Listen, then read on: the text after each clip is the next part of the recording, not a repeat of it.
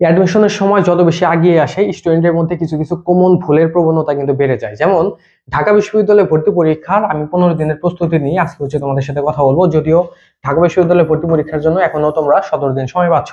এই যে তোমাদের যে একদম ক্রুশাল সময়ের মধ্যে তোমরা আসো, একদম ক্লাইম্যাক্স একটা অবস্থার মধ্যে আসো, এই সময় কিন্তু স্টুডেন্টরা কিছু কিছু কমন ভুল করবা। এই কমন ভুলগুলো করার কারণে কিন্তু তোমার ঢাকা বিশ্ববিদ্যালয়ে ভর্তি পরীক্ষার যে প্রিপারেশন তুমি 6 মাস ধরে নিচ্ছ, এটা কিন্তু ব্যর্থ হয়ে যেতে পারে। ঠিক আছে, এই কমন ভুল কোনগুলো সেগুলো হচ্ছে আমি তোমাদের জানাবো। ঠিক আছে, তো তোমাদের প্রিপারেশনের সময়টা যত শেষ হয়ে আসবে বা ভর্তি পরীক্ষার সময়টা যত বেশি আগে আসবে, তোমাদের মধ্যে দেখবে যে পড়াশোনার যে প্রেশারটা, এটা দেখবা যে অনেক বেশি বেড়ে যাচ্ছে, অনেক বেশি বেড়ে যাচ্ছে। প্রেশার দেখবা যে তোমাদের মধ্যে হচ্ছে 2 থেকে 3 গুণ হচ্ছে তোমাদের হচ্ছে এই প্রেশারটা বেড়ে যাচ্ছে।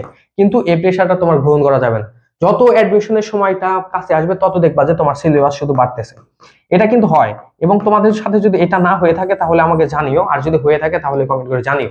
তোমাদের সময় যত বেশি আগে আসবে তোমাদের প্রেশার বাড়বে, তোমাদের মনে হবে তোমার সিলেবাসটা হচ্ছে তোমার মানে অনেক বাকি আছে, সিলেবাসটা বেড়ে যাবে। তারপর হচ্ছে তোমার পড়াশোনার যে মানে প্রস্তুতি, ওইটা দেখবা যে তোমার পড়াশোনার মধ্যে অনেক বেশি ল্যাকিং আছে, ল্যাক খুঁজে পাবে তুমি।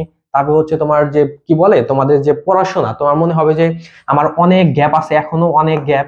এই সমস্যাগুলো কিন্তু ম্যাক্সিমাম স্টুডেন্টের মধ্যে কিন্তু হয়। এটা কিন্তু কাদের মধ্যে হয় জানো? আমি তোমাদের হচ্ছে এখানে হতাশ করছি না, আমি তোমাদের হচ্ছে এখানে একটা সুখবর দিচ্ছি। আবার এই সুখবরের জন্য খুশি হওয়া যাবে না। যাদের মধ্যে এই জিনিসগুলো হয় তারা সত্যি ভালো করে প্রিপারেশন নিয়েছে এবং তাদের একটা গুড প্রিপারেশন আছে। এবং ভর্তি পরীক্ষার সময়টা যত বেশি আগিয়ে আসে, এই প্রেশারটা যদি তোমার মধ্যে না থাকে, এটা এক্সেপশন হতে পারে, কিন্তু এই প্রেশার গুলো যাদের মধ্যে থাকে না তাদের প্রিপারেশন তুলনামূলক ভাবে হচ্ছে কম, ঠিক আছে, বা সেরকম ভালো না। এবং এই প্রেশার গুলো যাদের মধ্যে আসে তাদের হচ্ছে প্রিপারেশন অবশ্যই ভালো আছে। অনেক স্টুডেন্ট আছে সময় যত আগে আসবে অনেক ভয়ে একদম শেষ হয়ে যায়। কারণ কি জানো? সে অনেক পড়াশোনা করেছে, অনেক পড়াশোনা করেছে, এই কারণে হচ্ছে সে অনেক বেশি সংকুচিত আছে, অনেক বেশি মানে সে সংকোচনের মধ্যে আছে, যদি হচ্ছে এরকম মানে একটু উনিশ হয়ে যায়। তো এখানে তোমাদের হচ্ছে এই যে শেষ সময়ের যে তোমাদের করণীয় বা শেষ সময়ে যে তোমাদের এই ঝামেলাগুলো হয়, এগুলো তোমার হচ্ছে কি করা যাবে না, তোমার হচ্ছে এগুলো আমলে নেওয়া যাবে না, এগুলো আমলে কোনোভাবে নেওয়া যাবে না। এবং শেষ 15 দিনের মধ্যে তোমার হচ্ছে একটা জিনিস খুব ভালোভাবে মাথায় রাখা লাগবে, সেটা হচ্ছে ধরো হচ্ছে তুমি অনেক জিনিসই তো পড়েছো, অনেক টপিক পড়েছো তুমি এখন পর্যন্ত। তুমি বই পড়েছো, জিকে বই, তো এরকম তো বলতে পারবে না জিকে বই আমি একবার হলেও পড়ি নাই, সম্পূর্ণ বই পড়েছো।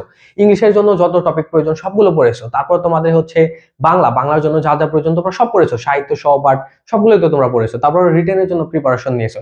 এখন তোমরা যারা হচ্ছে, তোমরা তো জানো যে ঢাকা বিশ্ববিদ্যালয়ে হচ্ছে এমসিকিউ থেকে প্রশ্ন হয়, তারপর হচ্ছে লিখিত থেকে প্রশ্ন হয়। এখন লিখিতর বিষয়টা আমি বাদ রাখলাম, লিখিত বাদ রেখে তোমরা যারা এমসিকিউ এর প্রিপারেশন নিচ্ছ বা এমসিকিউ এর কথা বলি, এখানে তোমাদের যে নিউ টপিক, এই নিউ টপিক তোমাদের ধরার কোনো প্রয়োজন নেই। নিউ টপিক তোমাদের এখন কোনোভাবেই ধরা যাবে না, এটা তোমাদের জন্য অনেক বেশি ভালো। আমার রিকমেন্ডেশন রাখলো তোমাদের হচ্ছে নিউ টপিক এই মুহূর্তে ধরার প্রয়োজন নেই। তোমরা যেগুলো পড়েছো ইতিমধ্যে ওইগুলো তোমাদের হচ্ছে এখন বারবার রিভিশন করতে হবে।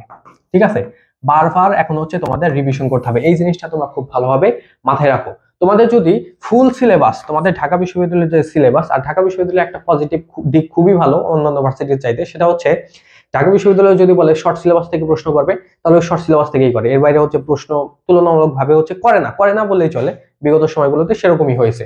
তো এই সময়ে আমি তোমাদের যে কথাটি বলবো, তোমাদের রিভিশনের বিষয়টা তোমাদের যেন অন্তত 3 টাইমস যেন তোমাদের একটা রিভিশন যেন থাকে। তুমি যখন বারবার রিভিশন দেবে, তোমাদের অন্তত যদি 3বার রিভিশন থাকে ফুল সিলেবাস, তাহলে এটা তোমাদের জন্য অনেক পজিটিভ একটা সাইড তোমার জন্য নিয়ে আসবে। ঠিক আছে, আর লিখিতর কথা যেটা বললাম, লিখিতর মধ্যে তোমরা অনেক বেশি ফ্রাস্ট্রেশনের মধ্যে অনেক স্টুডেন্ট আসো পড়ে যাচ্ছ। এই যে শেষ সময়ে আমি তোমাদের হচ্ছে লিখিত তো অনেক ভালো করে পড়েছো, অনেকে অনেক হচ্ছে খারাপ করে পড়েছো, আমি ওইটার বিষয়ে বলছি না। এই মুহূর্তে লিখিতর জন্য তোমার যে কাজটা করতে হবে সেটা হচ্ছে তোমার বারবার প্র্যাকটিস করতে হবে, বারবার প্র্যাকটিস। তোমাদের হচ্ছে এখন ফ্রি হ্যান্ডে লেখা লাগবে। ফ্রি হ্যান্ডে তুমি হচ্ছে লেখার একটু অভ্যাস তৈরি করো। যেমন তোমাদের যে সেন্টেন্স মেকিং যে আছে, এই সেন্টেন্স মেকিং এর মধ্যে তুমি হচ্ছে নিজে নিজে একটা সেন্টেন্স তৈরি করার চেষ্টা করবে। তুমি দৈনিক 10টা করে সেন্টেন্স তৈরি করার চেষ্টা করো।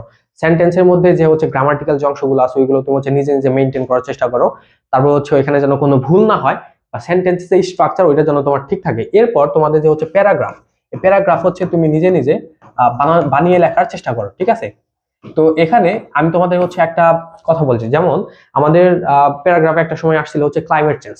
তো এই যে তোমাদের যে হচ্ছে ক্লাইমেট চেঞ্জ বা হচ্ছে জলবায়ু পরিবর্তন বা এই টাইপের যে প্যারাগ্রাফ যেগুলো আছে, ওইগুলোর মধ্যে তোমরা কি কি করবা, তুমি হচ্ছে কয়েকটা জিনিস যদি মাথায় রাখো তাহলে কিন্তু প্যারাগ্রাফে ভালো করতে পারো। সেটা হচ্ছে তুমি প্যারাগ্রাফের একটা ডেফিনেশন দেবে, যে ওই প্যারাগ্রাফটা কি, হেডিং তো দেওয়া লাগবে।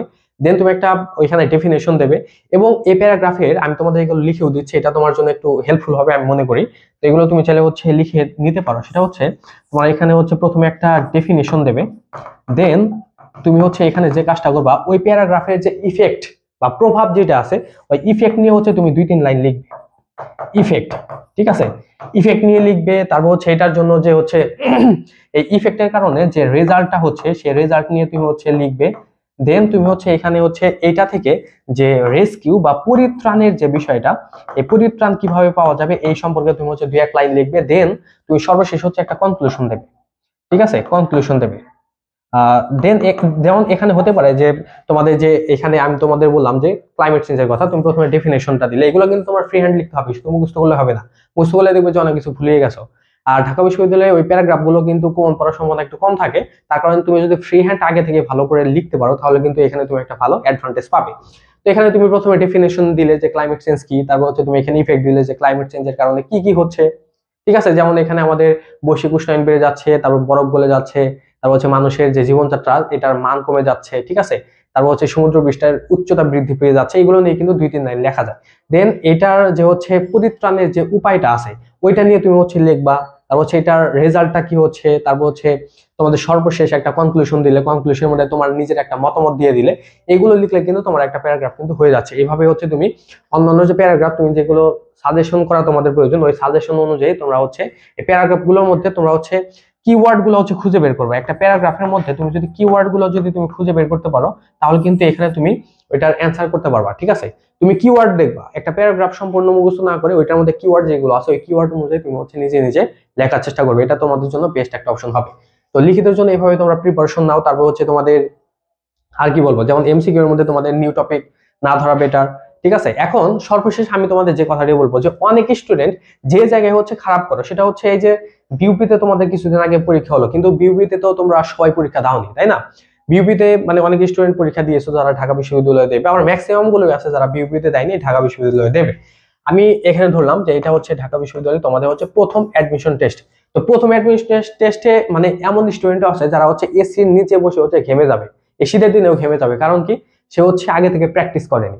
তো এই সময় তোমার হচ্ছে যে জিনিসটা খুব বেশি প্রয়োজন, আমি একটা আরো একটা গুরুত্বপূর্ণ কথা আমি তোমাদের বলবো, কিন্তু এটা আমি শেষে বলবো, ঠিক আছে, কারণ আমি একটা সিকোয়েন্সের মধ্যে আছি। তো যেমন এখানে আমি তোমাদের যেটা বলছিলাম যে এই যে তুমি যখন প্রথম পরীক্ষা দিতে যাচ্ছ তোমার যদি আগে থেকে প্র্যাকটিসটা না থাকে তাহলে কিন্তু তুমি তোমার খারাপ হওয়ার একটা সম্ভাবনা থাকবে। যেমন এখানে তোমাদের জন্য খুব বেশি যে গুরুত্বপূর্ণ যে বিষয়টা সেটা হচ্ছে তোমার পরীক্ষা দেওয়া লাগবে। ঢাকা বিশ্ববিদ্যালয়ে যে টাইপের প্রশ্ন হয় ওইটার আলোকে হচ্ছে তোমার পরীক্ষা দেওয়া লাগবে। তুমি যখন বারবার পরীক্ষা দেবে তখন তোমার কিন্তু ওই পরীক্ষার হলে গিয়ে ওইটা তোমার কাপাকাপি গুলো আসবে না। তুমি যদি ঢাকা বিশ্ববিদ্যালয়ে যে টাইপের প্রশ্ন হয় ওইটার আলোকে তুমি যদি প্রিপারেশন নিয়ে ওই টাইপের যে প্রশ্ন আছে ঢাকা বিশ্ববিদ্যালয় খ ইউনিটে যে টাইপের প্রশ্ন করে ওইটার উপরে তুমি যদি বারবার পরীক্ষা দাও, তুমি যখন পরীক্ষা দিতে যাবে পরীক্ষার হলে কিন্তু তোমার সেরকম নার্ভাসনেস কিন্তু আসবে না। আর তুমি যদি প্রথম পরীক্ষা দিতে যাও এখানে কোনো মডেল টেস্ট বা কোনো কিছু না দিয়ে সেক্ষেত্রে কিন্তু তোমার একটা ঝামেলা হতে পারে, ঠিক আছে। এবং এখানে তোমাদের মডেল টেস্টটা দেওয়া অনেক বেশি গুরুত্বপূর্ণ, ঠিক আছে। এবং এই মডেল টেস্টটাই কিন্তু আমরা তোমাদের এখানে নিচ্ছি। তো তোমরা যদি আমাদের ঢাকা বিশ্ববিদ্যালয় খ ইউনিটের যে মডেল টেস্ট ওইখানে অ্যাড হতে চাও, এখানে একটা নাম্বার দিয়ে দিচ্ছি, এই নাম্বারে তোমরা হচ্ছে যোগাযোগ করবে, ঠিক আছে। তো আমাদের মডেল টেস্টে তোমরা কি কি পাবে সেটা আমি তোমাদের জাস্ট হচ্ছে 30 সেকেন্ডে জানাচ্ছি। যেমন আমাদের এখানে হচ্ছে তোমরা মোট হচ্ছে 30টা পরীক্ষা দিতে পারবে। তো আমাদের পরীক্ষাগুলো তুমি হচ্ছে গুগল ফর্মে দেওয়া পারবে। দেন তুমি হচ্ছে ওইখান থেকে আমাদের পরীক্ষার যে প্রশ্নপত্রগুলো আছে ওইগুলো পিডিএফ তুমি পেয়ে যাবে, ঠিক আছে। ওই পিডিএফ গুলো পড়বা তাহলে দেখবা ওইখান থেকে তোমার হচ্ছে প্রশ্ন কমন আসবে। আর এখানে যে আমি নাম্বারটা দিলাম এই নাম্বারে তুমি কল করবে অথবা হচ্ছে আমাদের হোয়াটসঅ্যাপে জানাবে। আর এখানে 30টা পরীক্ষার মধ্যে তোমাদের যে লিখিত আছে এই লিখিতের উপরে কিন্তু তোমাদের হচ্ছে 5টা এক্সাম হবে পূর্ণাঙ্গ লিখিতের উপরে, এবং তোমাদের যে হচ্ছে 30টা পরীক্ষা তার মধ্যে 25টা পরীক্ষা হচ্ছে তোমাদের এমসিকিউ এর উপরে হবে। এবং তোমরা হচ্ছে এখানে লিখিতের উপরে কিন্তু তোমরা লাইভ ক্লাস পাবে। লিখিতের উপরে লাইভ ক্লাসের মধ্যে তোমাদের কিভাবে কি করতে হবে না করতে হবে সেগুলো কিন্তু আমাদের এখানে বলে দেওয়া হবে। দেন তোমরা হচ্ছে এখানে ঢাকা বিশ্ববিদ্যালয়ের যে রিসেন্ট জিকে থেকে প্রশ্ন হয়, তো তোমরা অনেকে জানো যে ঢাকা বিশ্ববিদ্যালয় হচ্ছে রিসেন্ট জিকে থেকে প্রশ্ন করে। তো রিসেন্ট জিকে থেকে অ্যাভারেজ হচ্ছে 30%-এর মতো প্রশ্ন হয়। তো আমাদের এখান থেকে তোমরা রিসেন্ট জিকে যা যা প্রয়োজন সেগুলোর উপরে শীট পাবে। তো সাম্প্রতিকের জন্য তোমরা অনেক বেশি তথ্য পড়তে যাও যেগুলো আসলে প্রয়োজন নেই। তো আমরা যেগুলো দেবো এগুলো পড়লে এখান থেকে ইনশাআল্লাহ ভালো একটা সাপোর্ট তোমরা পাবে, ঠিক আছে। তো তোমরা চাইলে হচ্ছে আমাদের এখানে অ্যাড হতে পারো। আমাদের এখানে ভর্তি ফি হচ্ছে 500 টাকা, ঠিক আছে। তো আমাদের এখানে তোমরা অ্যাড হতে পারো, এখনো যে কয়েকদিন সময় আছে ভালো করে পরীক্ষা দিলে এখান থেকে ভালো একটা সাপোর্ট তোমরা হচ্ছে পেয়ে যাবে। তো এখানে তুমি কল করতে পারো অথবা হচ্ছে হোয়াটসঅ্যাপে নক করতে পারো অথবা আমাদের ডেসক্রিপশনেও জানাতে পারো। এখন আমি সর্বশেষ তোমাদের যে কথাটা বলতে চাইলাম সেটা হচ্ছে, তোমরা অনেক স্টুডেন্ট আছো যারা হচ্ছে শুধু বই পড়ো, শুধু বই পড়ো, শুধু বই পড়ো, এবং তোমরা হচ্ছে কি করো জানো, স্ট্রাকচার শেখো। স্ট্রাকচার, আমি তোমাদের হচ্ছে অনেক গুরুত্বপূর্ণ কিন্তু একটা কথা বলছি, যেমন তোমরা হচ্ছে অনেক স্টুডেন্ট আছো যারা হচ্ছে অনেক বেশি স্ট্রাকচার শিখেছো। যেমন আমি যদি বলি যে ভয়েস চেঞ্জের মধ্যে তোমাদের স্ট্রাকচার কয়টা দরকার, তুমি স্ট্রাকচার কতগুলো আছে সেগুলো বলে দিতে পারবে, নেরেশনে কতগুলো স্ট্রাকচার ওইটাও বলতে পারবে, সাবজেক্ট ভার্ব এগ্রিমেন্টের মধ্যে কতগুলো স্ট্রাকচার প্রয়োজন সবগুলো তুমি বলতে পারবে, রুলগুলো বলতে পারবে। কিন্তু তোমাদের যদি 10টা অনুশীলন দেওয়া লাগে, অনুশীলন দেওয়া হয়, তাহলে দেখবা যে এখানে তোমরা হচ্ছে কয়েকটা প্রশ্ন ভুল করছো।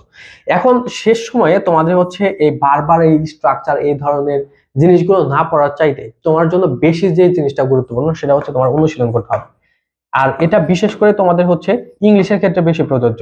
ঠিক আছে, তুমি ইংরেজিতে অনুশীলন করবে। ধরো তুমি একটা বই নিলে, ধরলাম তোমার কাছে মাস্টার বইটা আছে, তো মাস্টার বই নিয়ে ওইখানে তোমাদের যে অনুশীলনগুলো আছে, যে টপিকগুলো তোমাদের জন্য ইম্পর্টেন্ট, প্রত্যেকটা টপিক থেকে অন্তত তোমাদের যেন 100টা করে এমসিকিউ যেন প্র্যাকটিস থাকে। আবার অনেক টপিক আছে যেগুলোর মধ্যে এতগুলো প্র্যাকটিস করার প্রয়োজন হয় না, যেমন হচ্ছে ইনভার্সন, অ্যাফার্মেটিভ, নেগেটিভ এগ্রিমেন্ট, এগুলোর মধ্যে তোমাদের এতগুলো প্র্যাকটিস না করলেও হয়। আবার কিছু কিছু টপিক আছে যেগুলোর মধ্যে এর চাইতে বেশি প্র্যাকটিস করার প্রয়োজন, যেমন subject verb agreement, identify parts of speech, এগুলোর মধ্যে হচ্ছে 100 চাইতেও বেশি তোমার প্র্যাকটিস করতে হয়। সর্বোপরি তোমরা যদি এখন থেকে অন্তত হচ্ছে 2000-এর মতো প্রশ্ন তুমি যদি হচ্ছে প্র্যাকটিস করো বারবার ব্যাখ্যা সহ, এটা তোমার জন্য যে কি পরিমাণ হেল্পফুল হবে তুমি সেটা কল্পনাও করতে পারবে না। তো এই কাজগুলো করো, ঠিক আছে? আমি মনে হয় তোমাদের একটা সম্পূর্ণ ধারণা দিতে পেরেছি যে শেষ 15 দিনে বা শেষ সময়ে তোমাদের আসলে করণীয় গুলো কি কি। তো এইগুলো তুমি যদি করো তাহলে কিন্তু ঢাকা বিশ্ববিদ্যালয়ে আশা করি তুমি একটা ভালো একটা পারফরমেন্স এখানে করতে পারবে। তো সবাই ভালো থাকো, আজকে আমাদের আলোচনা এই পর্যন্তই। আর তুমি ভর্তি পরীক্ষা সংক্রান্ত বা ঢাকা বিশ্ববিদ্যালয় সংক্রান্ত কোনো বিষয়ে জানতে চাচ্ছ কিনা সেটা কিন্তু কমেন্টে জানাতে পারো।